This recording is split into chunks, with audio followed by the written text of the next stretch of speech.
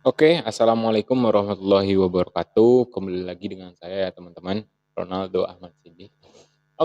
Pada kesempatan kali ini saya akan melanjutkan sesi dari mengenal asrama. Nah, di video sebelumnya saya sudah menjelaskan kepada teman-teman bagaimana sih beberapa pola pengajaran di asrama yang harus kalian lewatin. Nah, saya udah membahas tentang penerimaan warga baru sama orientasi warga binaan. Nah, sekarang kita lanjut ke tahap selanjutnya. Apa aja sih yang bakalan dilalui oleh warga asrama Sunan Giri gitu loh, kalau kalian masuk ke asrama Sunan Giri. Setelah orientasi warga binaan yang saya sudah jelaskan di video sebelumnya, ada lagi teman-teman pola pengkaderan selanjutnya itu adalah perkenalan teman-teman, presentasi perkenalan. Jadi di presentasi perkenalan ini eh, itu semacam kayak teman-teman sendiri presentasi di depan kelas gitu. Jadi teman-teman nih biasanya dikasih tugas oleh guru bikin apa gitu kan, terus kemudian teman-teman harus mempresentasikan kayak gitu kan. Itu sama persis. Cuman kalau di perkenalan ini teman-teman dituntut untuk mempresentasikan diri teman-teman sendiri di depan warga asrama. Jadi nanti teman-teman dikasih waktu untuk mempresentasikan, dijadwalin tanggalnya untuk mempresentasikan diri teman-teman dan keluarga, ataupun ada hal menarik atau hal unik pun yang ingin teman-teman sampaikan di sana gitu loh. Nah, sebelum masuk ke presentasi ini teman-teman, tapi ada beberapa syarat yang harus teman-teman penuhi gitu loh. Ada beberapa syarat yang teman-teman harus sudah melakukannya, baru teman-teman nantinya dijadwalkan untuk ikut presentasi perkenalan. Di antaranya, nanti kalau seandainya teman-teman udah lulus orientasi warga binaan, maka teman-teman akan mendapatkan buku warcop, buku warga percobaan. Nah, di buku itu nanti semua pola pengkaderan teman-teman sampai ke menjadi pengurus atau warga tetap itu bakalan dicatat di sana. Entah itu nanti kan jadi pengurus kayak saya bocorin sedikit kayak harus hafal juz 30. Nah, teman-teman nanti progresnya di sana ditulis kayak gitu. Udah ada struktur ini apa sistem penulisannya, jadi teman-teman tinggal ngisi aja gitu. Udah dibikin. Terus syaratnya apa ketika teman-teman ikut buat maju perkenalan ini? Syaratnya adalah teman-teman harus mendapatkan tanda tangan dari seluruh warga asrama, BPH Yayasan Asrama Pelajar Islam, beberapa karyawan-karyawan di yayasan, eh, kalau terus alumni, tanda tangan alumni asrama. Nah, itu bisa lewat online ya kalau buat sekarang ya. Kalau dulu tuh teman-teman kita harus datangin mereka alumni. Kalau enggak biasanya alumni ke asrama itu. Nah, gimana sih cara mendapatkan tanda tangannya? Nah, sebenarnya di buku warga percobaan itu, buku itu sudah diisi dengan apa namanya? Form-form perkenalan ke seluruh warga, perkenalan ke alumni, perkenalan ke RT sebelah gitu teman-teman, karena kita asrama itu satu RT 12. Nah, ke RT sebelah, ke RT tetangga, perkenalan ketua RT, perkenalan BPH RW, kayak kayak gitu teman-teman, sama BPH yayasan, karyawan. Nah, itu udah ada formnya, tinggal teman-teman temui orangnya. Itu udah perkenalan teman-teman, kenalin diri teman-teman. Biasanya tuh kita berkelompok tuh kan, yang masuk asrama misalnya hari ini ada saya 10 orang bersama teman saya gitu. Nanti ya udah kita bareng-bareng ke RW kalau dulu ya, sebelum Covid ya teman-teman. Kalau saya kan angkatan masuk asrama itu angkatan 2016.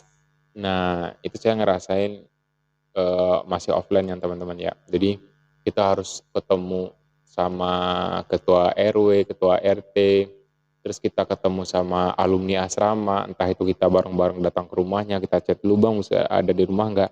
Nah, ini biasanya alumni asrama ini udah tahu nih, kayak yayasan pun udah tahu kalau seandainya di asrama itu ada namanya perkenalan. Perkenalan ke orangnya langsung gitu loh, baru dapat tanda tangan nanti. Nanti Biasanya kalau ke BPH itu kita chat dulu, BPH yayasan itu kita kapan ke yayasan. Nah, karena yayasan itu dekat dengan asrama, ya udah saya hari Rabu ke yayasan, ya udah nanti kita bakalan ketemu di yayasan gitu loh.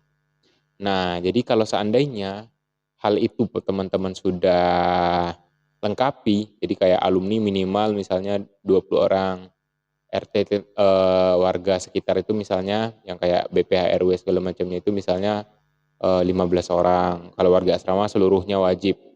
Teman-teman harus kenal seluruh warga asrama. Nah, terus karyawan kayak CSS dan lain sebagainya macamnya itu sekitar 3 atau 4 orang. Terus karyawan yayasan itu sekitar mungkin 10 orang kayak gitu. Nah, kalau teman-teman sudah mendapatkan semuanya itu biasanya dalam jangka waktu paling cepat itu biasanya sebulan, teman-teman. Kalau teman rajin itu sebulan itu dapat semuanya. Dan paling dijadwalin itu 2 bulan. Jadi teman-teman dari setelah organ itu 2 bulan itu sebenarnya sudah bisa mendapatkan seluruh persyaratan atau sudah memenuhi persyaratan untuk maju perkenalan. Nah, ketika udah selesai nih, teman-teman akhirnya dijadwalkan untuk maju presentasi perkenalan. Di presentasi perkenalan, teman-teman diberikan waktu selama 15 menit untuk mempresentasikan diri teman-teman kepada warga asrama gitu. Mulai dari teman-teman, nama teman-teman, keluarga teman-teman, pernah pacaran nggak lu, sampai kayak gitu ya. Jadi kita dilatih di perkenalan ini lebih ke kayak mental ya teman-teman. Jadi teman-teman itu berani nggak sih ngomong di depan orang rame gitu loh, memperkenalkan diri teman-teman, siapa sih teman-teman ini gitu loh. Kalau teman-teman bisa membawakan dengan hal yang bikin orang tersenyum, bikin orang tertawa, atau hal-hal sedih, atau pokoknya nuansa 15 menit itu silakan teman-teman pikirkan sendiri gitu loh. Entah itu menceritakan kesedihan, entah itu teman-teman menceritakan bakat teman-teman. Nah itu di sana dipersilahkan gitu. Nah setelah itu di perkenalan itu biasanya ada pertanyaan-pertanyaan dasar, pertanyaan-pertanyaan pengetahuan umum, pertanyaan-pertanyaan pengetahuan keasramaan, pertanyaan-pertanyaan keislaman kayak itu 3 hal itu ya yang ditanyakan. Jadi setelah teman-teman presentasi selama 15 menit, teman-teman itu nantinya bakal ditanya sama ada jurinya ya teman-teman. Jurinya ada 3 orang di presentasi perkenalan, penilai 1, penilai 2, dan penilai 3. Nah, masing-masing penilai ini bakal menanyakan ke teman-teman terkait keasramaan, terkait pengetahuan umum dan keislaman yang dasar-dasar itu ya teman-teman. Nah, nanti setelah teman-teman jawab dan segala macamnya nggak bisa jawab juga itu akan mengurangi nilai ya. Cuman di sini pertanyaannya pun nggak terlalu ini ya teman-teman. Kalau seandainya teman-teman nggak terlalu pengetahuannya masih ini ya, masih kurang, ya udah nanti ada sesi selanjutnya setelah penilai menyampaikan pertanyaan. Nah, selanjutnya penilai minta teman-teman memperagakan gitu, namanya peragaan. Peragaan ini adalah salah satu nilai tambahan gitu loh. Kalau teman-teman bisa memperagakan atau mengeluarkan bakat teman-teman di depan kita rame, di depan warga asrama, dan itu dinilai bagus, maka itu poin tambahan buat membantu nilai pengetahuan teman-teman yang kurang misalnya. Nah, disitulah teman-teman presentasi perkenalan. Kalau warga asrama bilang sih presentasi perkenalan ini kayak menguji mental teman-teman. Yang dulunya pemalu, yang dulunya nggak berani ngomong di depan umum, itu harus berani di sini. Jadi urat malu teman-teman diputus di presentasi perkenalan. Jadi kalau tanya ke alumni asrama, jadi masa perkenalan itu masa yang paling membuat kita itu lebih kayak percaya diri untuk tampil di publik gitu. Jadi setelah teman perkenalan, jadi teman kayak tahu oh, kayak gini rasanya presentasi perkenalan. Presentasi. Jadi teman-teman di asrama pun di awal-awal masuk pun di bulan pertama, bulan kedua masuk pun udah diajarkan presentasi perkenalan. Nah, di perkuliahan, nah, teman-teman pasti mengalami pasti bakalan menemui presentasi-presentasi juga di depan dosen dan teman-teman lainnya. Nah, di asrama sudah diajarkan. Nanti bakalan dibahas juga presentasi yang baik itu kayak gimana, kayak gitu teman-teman. Jadi yang ketiga setelah penerimaan warga baru, orientasi warga binaan, itu ada namanya presentasi perkenalan. Nah teman-teman bakal di mentalnya dilatih di sana dan pengetahuan dasarnya dilatih juga di sana. Oke, kita lanjut yang keempat itu ada mandat. Mandat ini adalah perpanjangan tangan dari biro ataupun dari pengurus gitu, dari pengurus ya. Jadi di asrama Sunan Giri selain tempat tinggal saya bilang sebelumnya itu kita kayak organisasi sistemnya. Ada ketua, ada wakil ketua, ada biro yang menaungi misalnya biro pengkaderan, ada biro keislaman, ada biro rumah tangga dan olahraga, ada biro kantin karena kita punya kantin jadi ada biro yang mengurus kantin dan investasi warga asrama, ada biro literasi, nah, biro diskusi dan lain sebagainya macamnya teman-teman tergantung jumlah pengurusnya. Kalau seandainya pada saat itu yang menjabat pengurusnya pas orangnya sekitar 7 atau sampai 10, nah itu sekitar bironya tadi yang saya sebutin gitu loh. Nah, bahkan kalau pernah suatu waktu bironya pengurusnya itu yang menjadi pengurus itu lebih banyak ya, bukan lebih banyak, maksudnya banyak lebih dari 10. Nah, itu kadang mereka pecah-pecah tuh. Yang bironya jadinya dari biro pengkaderan diskusi itu menjadi biro pengkaderan dan biro diskusi kayak gitu teman-teman. Oke, jadi yang seperti saya bilang asrama itu kayak sama seperti organisasi. Maksudnya bukan sama. Asrama selain tempat tinggal juga bentuknya seperti organisasi kayak gitu di pola pengkaderan di asrama. Nah, mandat. Nah, ini yang keempat tadi ya, pola pengkaderan selanjutnya itu adalah mandat. Mandat itu didapatkan ketika kalian selesai perkenalan. Selesai kalian perkenalan, maka pengurus bakalan mendiskusikan di rapat pengurus itu, nah ini orang masuknya ke mandat mana, bagusnya di mandat mana, berkreasinya itu nantinya bagusnya di mandat mana, di biro mana gitu loh. Oh ya dia barusnya biro keislaman, oh dia barusnya di biro pengkaderan. Nah nanti kalian sebagai perpanjangan tangan. Semua program kerja pengkaderan yang langsung berinteraksi dengan warga percobaan itu biasanya teman-teman yang ngurusin tuh. Jadi pengurus sudah bikin program kerjanya, teman-teman tinggal melaksanakannya. Nah mandat ini dialah sebagai kayak pengganti pengurusnya gitu loh. Jadi pengurus sudah bikin program kerja nih. Nah mandat ini bakalan koordinasi sama pengurus, Bang apa saja sih program kerja yang abang laksanain.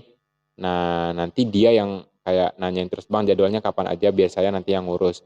Entah ngurus mencari pembicaranya, entah ngurus nantinya kalau ada event-event gitu di bironya dia harus jadi ketua pelaksananya dan dia bikin kepanitiaan gitu di asrama dan memimpin rapat dan sebagainya macamnya. Nanti di mandat ini sebenarnya ada tujuan teman-teman. Mandat ini bertujuan untuk melatih manajemen organisasi warga asrama. Jadi di mandat ini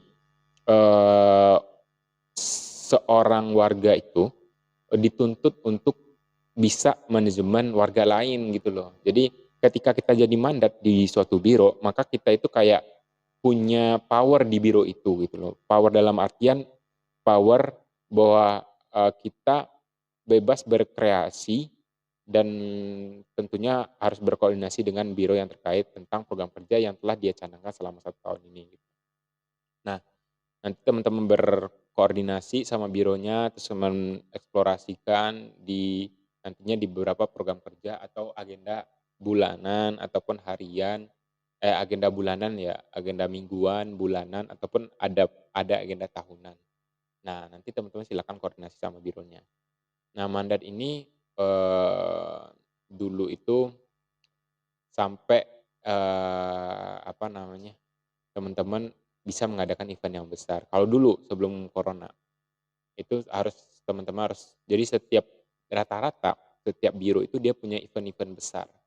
Kayak biro pengkaderan dan diskusi itu event besarnya adalah seminar bedah jurusan, seminar bedah buku atau seminar gitu loh, seminar umum gitu ya teman-teman. Nah, nanti kita harus menghadirkan pembicara-pembicara yang kece, yang bagus, atau kita nanti bekerja sama dengan pihak lain. Nah, kayak gitu teman-teman. Nah, ketika teman-teman sebagai mandat di Biro Pengkaderan telah melaksanakan sebagai ketua pelaksana di event besar itu, maka biasanya itu udah kelar tuh mandat teman-teman. Akhirnya teman-teman bikin